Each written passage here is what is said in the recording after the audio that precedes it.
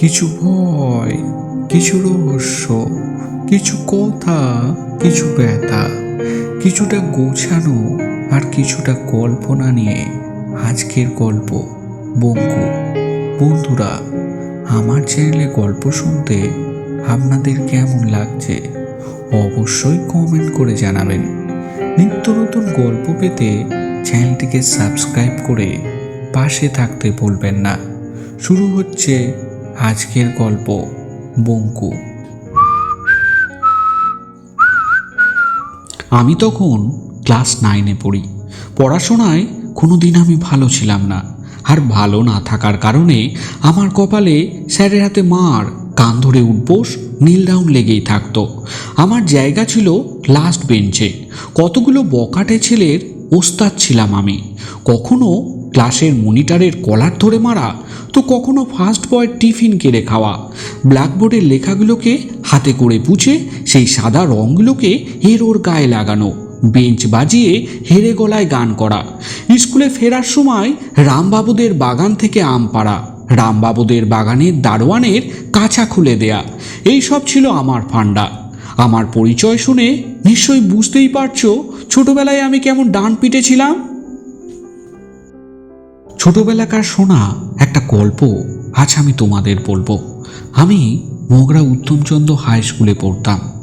এখন হয়তো স্কুলের ছাত্রদের কোনো স্কুলের স্যার মারে না, সবাই হয়তো ভালোবেসেই বা আদর করেই পড়ান। আর আমাদের সময় কাঁচা কঞ্চির বেদ ছাড়া স্যাররা ক্লাসেই ঢুকতেন না। সেই সময়কার আমাদের স্কুলের এক মারকুটে স্যার ছিলেন, যার নাম চন্দরচূড় মুখোপাধ্যায়। আর এই স্যারের নজর থাকতো লাস্ট বেঞ্চে বসা আমাদের উপর। পড়া তো আমি পারবই না, সেটা স্যারও জানে আর আমিও জানি।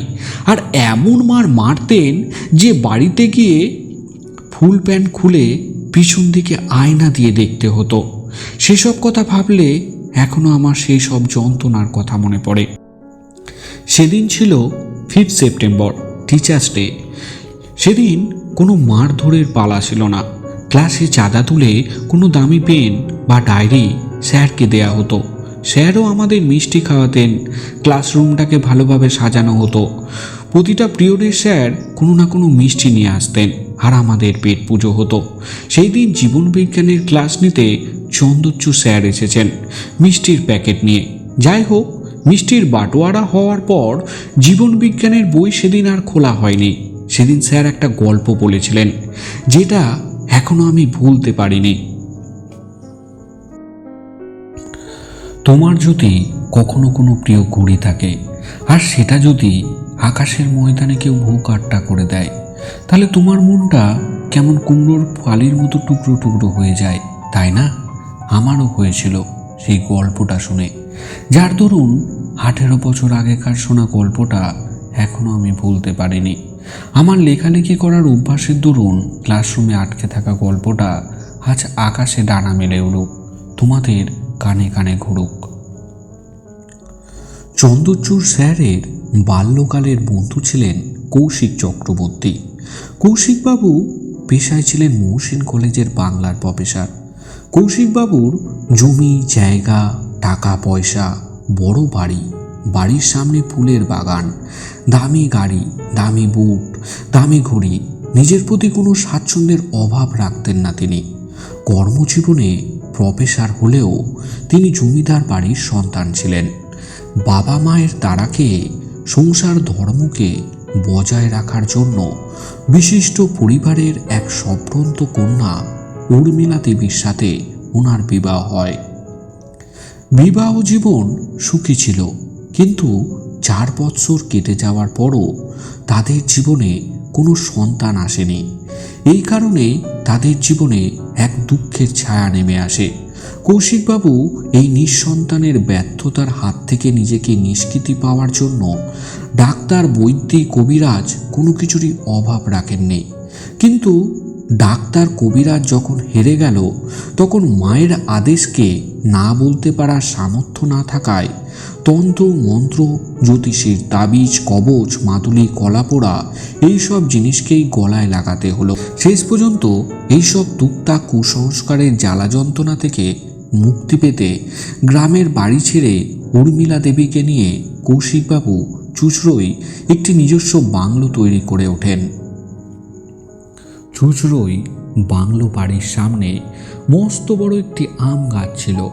বাড়িতে 6-7 মাস বাস করার পর একটি ঘটনা ঘটে। বাড়ির সামনের আম গাছটিতে একটি বাঁদর তার সদ্য হওয়া সন্তানটিকে নিয়ে বড় আনন্দের সাথে আমের স্বাদ গ্রহণ করছিল। সেটি উর্মিলা দেবী তার খোলা বারান্দা থেকে লক্ষ্য করছিলেন।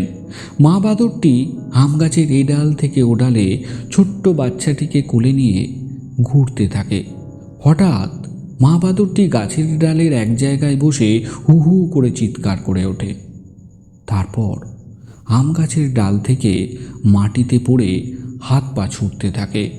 উর্মিলা দেবী বুঝতে পারে মা বাঁদরটির শরীরের ভিতর কিছু কষ্ট হচ্ছে।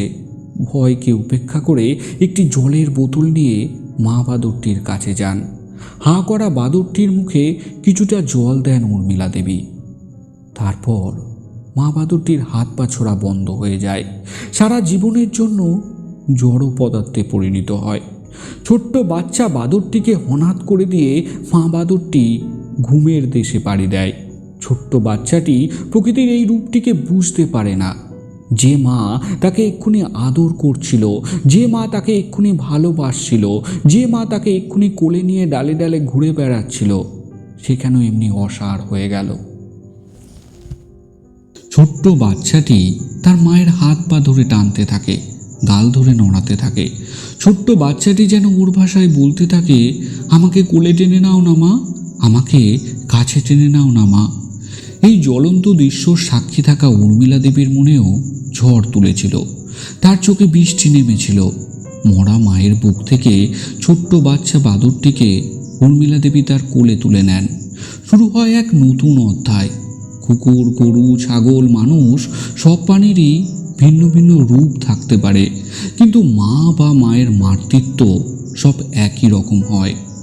উর্মিলা দেবী মরা বাঁদরটিকে আম গাছের পাশে একটি ফাঁকা জায়গায় বাড়ির চাকর রামরতনকে দিয়ে কবর দেন। সেই মৃত বাঁদরটির কবরস্থ জায়গায় একটি তুলসী মৎসব স্থাপন করেছিলেন, যেটিতে প্রতিদিন সন্ধ্যাবেলায় উর্মিলা দেবী নিজে হাতে ধূপধুনো দিতেন। আর এই ছোট্ট বাঁদরটি এই পরিবারের এক নতুন সদস্য হয়েছিল। প্রফেসর কৌশিকবাবু তার নাম রেখেছিলেন বঙ্কু। ছোট্ট বাঁদর হলেও তার পোশাক পরিচ্ছদ মানুষের মতো করেই সাজানো হয়েছিল। গায়ে কলার দেয়া জামা, হাফ প্যান্ট, গলায় সোনার চেন, চেনের মধ্যে লকেট, আর লকেটের মধ্যে কৌশিকবাবু ও উর্মিলা দেবীর ছবি থাকত। হাতে মোটা রূপোর বালা, আবার কখনো কখনো হাতে ছোট ঘড়ি, চোখে চশমাও দেখা যেত। উর্মিলা দেবী বঙ্কুকে সকালে স্নান করিয়ে, পাউডার মাখিয়ে, কপালে কাজলের টিপ পরিয়ে পুরোপুরি মানুষের মতো সন্তান স্নেহে মানুষ করছিলেন। আর বঙ্কু এই দুই মানুষকে নিজের মা বাবা ভাবতে শুরু করেছিল। ছোট্ট বঙ্কু আস্তে আস্তে একটু বড় হয়। বাড়ির সদস্যরা তো বটেই, পাড়ার লোক, প্রতিবেশী বাচ্চা বঙ্কুর খেলার সাথী হয়। বঙ্কু ঠাকুরের পুজোর ফুল তোলা, কলেজে যাওয়ার সময় বাবা তথা কৌশিকবাবুর ব্যাগ বয়ে দেয়া, বাবার টেবিলে চা, খবরের কাগজ এনে দেয়া, বাগানের ফুল গাছগুলোতে বাবার সাথে জল দেয়া, বাবার সাথে বাজার যাওয়া, বাড়ির কাজের লোক রামরতন বাবুর মাথা টিপে দেয়া, কোনো মুদিখানার জিনিস আনতে হলে ব্যাগের মধ্যে ফর্দ টাকা দিয়ে দিব্যি মুদিখানার জিনিস এনে দিত মাকে তথা উর্মিলা দেবীকে। পাড়ার কুকুর ভোলা আর নন্দীদের বাড়ির পোষা মিনি বঙ্কুর বন্ধু ছিল। মায়ের কাছ থেকে বিস্কুট নিয়ে এসে পাঁচিলে বসে বসে ওদেরকে খাওয়াতো। বঙ্কু হয়তো মানুষের মতো কথা বলতে পারতো না, কিন্তু মানুষের সব কথা সে ভালোভাবে বুঝতে পারত। যখন বঙ্কুকে লালন পালনের মধ্য দিয়ে দুই স্বামী স্ত্রী তাদের নিঃসন্তানের যন্ত্রণা ভুলতে বসেছিল, তখন কোনো ডাক্তার বৈদ্যের ওষুধ ছাড়াই, কোনো তান্ত্রিকের তাবিজ ছাড়াই উর্মিলা দেবী শুক্লপক্ষে পূর্ণিমার এক রাতে অপরূপ সৌন্দর্য রূপ নিয়ে কোনো দৈব বলে এক পুত্র সন্তানের জন্ম দেন। বাড়িতে নতুন ভাই আসছে, বঙ্কু দাদা হচ্ছে। তার কি আনন্দ! সে বাবার সাথে গিয়ে মিষ্টির দোকান থেকে বড় প্যাকেটে লাড্ডু নিয়ে এসে হসপিটালের ডাক্তার, সিস্টার, আয়া থেকে শুরু করে পাড়ার মুদির দোকানের লালুবাবু, তার খেলার সঙ্গী রুমকি, ঝুমকি, পটল, গৌর, নিতাই, পাড়ার কুকুর ভোলা, পাশের বাড়ির বিড়াল মিনিও বাদ যায়নি। ছোট ভাই বাড়িতে আসার পর থেকে বঙ্কুর কাজের চাপ বেড়ে যায়। ছোট ভাইকে তেল মাখিয়ে মা স্বাদে রোদে দিলে বঙ্কু পাহারা দেয়। দোলনায় দড়ি টেনে ভাইকে ঘুম পাড়ায়। দুধের বোতল মুখে ধরে ছোট্ট ভাইকে কোলে নিয়ে দুধ খাওয়ায়। কখনো ছোট ভাই জামা প্যান্ট নোংরা করে দিলে মায়ের আঁচল টেনে মাকে ডেকে আনে। এইভাবে আনন্দের সাথে সেই মাতৃহারা ছোট্ট বাদরটি আজ বঙ্কু হয়ে উর্মিলা দেবী ও কৌশিক চক্রবর্তীর কপাল থেকে সব দুঃখের কালি মুছে দিয়েছিল। বঙ্কুর হাত ধরেই ছোট ভাই হামাগুড়ি দেয়া থেকে গুটি গুটি পায়ে নতুন চলতে শিখেছে। বঙ্কু কোনোদিন তার ছোট্ট ভাইকে মানুষের সুরে ভাই বলে ডাকতে পারে না, কিন্তু ছোট ভাই তোতলা তোতলা গলায় তাকে দাদা বলে ডাকে। বাদর আর মানুষের এই সম্পর্কটা অনেকের চোখে কেমন খটকা লাগছিল। সেদিন রবিবার ছিল জানো। কৌশিকবাবু বাড়িতেই ছিলেন। উর্মিলা দেবী প্রথমে তার বড় ছেলে বঙ্কুকে স্নান করিয়ে নতুন জামা প্যান্ট পরিয়ে কাজলের টিপ ও পাউডার মাখিয়ে দিয়েছিল। তারপর ছোট ছেলেকে স্নান করান। কোনো ভুলবশত পাউডার মাখানোর পর ছোট ছেলের কপালে কাজলের টিপ দিতে ভুলে গিয়েছিলেন উর্মিলা দেবী, আর বঙ্কুর চোখে সেটা ধরা পড়ে। বঙ্কু তখন তার নিজের কপালের কাজলের টিপের ছাপ নিয়ে ভাইয়ের কপালে এঁকে দেয়। বঙ্কুর এই কীর্তি দেখে উর্মিলা দেবী ও কৌশিকবাবু বঙ্কুকে জড়িয়ে ধরে সেদিন আনন্দের কান্না কেঁদেছিল। সুখের পর দুঃখ আসে, দিনের পর রাত। আজকে যে তরতাজা ফুল, কালকে সে ঝরে যায়, এটা প্রকৃতির নিয়ম। মন চাক আর না চাক, সময়ের সাথে সুখ দুঃখ সব কিছুকে হাত মেলাতে হয়। কৌশিকবাবু প্রতিদিনের মতো কলেজে গিয়েছিলেন। উর্মিলা দেবী প্রতিদিনের মতো রান্নাবাড়ি সেরে দুটি আসন পেতে প্রথমে বড় ছেলে বঙ্কুকে ভাত, ডাল, তরকারি, বাটিতে মাছের পেটি, চাটনি, পাঁপড় সাজিয়ে দিয়েছিলেন। পাশের আসনে ছোট ছেলে অর্থাৎ বঙ্কুর নতুন ভাইকে নিয়ে উর্মিলা দেবী খাওয়াতে বসেছিলেন। দুই খাবার থালার মধ্যে তফাৎ বলতে ছিল, উর্মিলা দেবী বঙ্কুকে দিয়েছিলেন মাছের পেটি আর ছোট ছেলেকে দিয়েছিলেন মাছের মাথা। বঙ্কু দিব্যি মাছের পেটি খেয়ে নিয়েছে। হঠাৎ কি মন হলো, বঙ্কু ছোট ভাইয়ের পাত থেকে মাছের মাথা তুলে নিয়ে সে এক কামড় দেয়। উর্মিলা দেবী ছোট ছেলের পাত থেকে মাছের মাথা তুলে নেওয়াটা ঠিক মেনে নেননি, যেটি আগে কোনোদিন করেননি। রাগের চোটে সেটাই করে বসলেন। উর্মিলা দেবী বঙ্কুকে টেনে একটি চড় মারলেন। বঙ্কু মুখ থেকে মাছের মাথা বার করে চুপ করে কিছুক্ষণ বসেছিল। মায়ের হাতের মারটা শুধু তার গালে পড়েনি, তার সরল মনেও বিরাট আঘাত সৃষ্টি করে। তারপর ভাতের থালা সরিয়ে হন হন করে ছুটে জানলার শক্ত লোহার রডের 7 ইঞ্চি ফাঁক দিয়ে গলে এক লাফে বঙ্কু আম গাছের মগডালে উঠে বসে পড়ে। মা ডাকে, ছোট ভাই ডাকে, রামরতনবাবু কাঁদতে কাঁদতে ডাকে। কলেজ থেকে ফিরে বাবা তাকে ডাকে, বঙ্কু আম গাছ থেকে নেমে এসো, বঙ্কু আম গাছ থেকে নেমে এসো বাবা। বিকেলবেলায় পাড়ার সঙ্গীরা তাকে ডাকে। বঙ্কু আম গাছ থেকে নড়েও না, চড়েও না, মগডালের এক জায়গায় চুপচাপ বসে থাকে। দুপুর গড়িয়ে বিকেল হয়, বিকেল গড়িয়ে রাত। বঙ্কু আম গাছের সেই ডালে পাথরের মতো চুপ করে বসে থাকে, মায়াজালে আটকে পড়া মরুভূমির মরীচিকার মতো, মাকড়সার জালে আটকে যাওয়া পতঙ্গের মতো। মায়ার বাঁধন তাকে বারবার প্রশ্ন করছে, তার মনে ঝড় তুলছে। সে হয়তো মানুষ নয়, কিন্তু তার মানবিকতা মানুষের থেকে কিছুটা কমও নয়।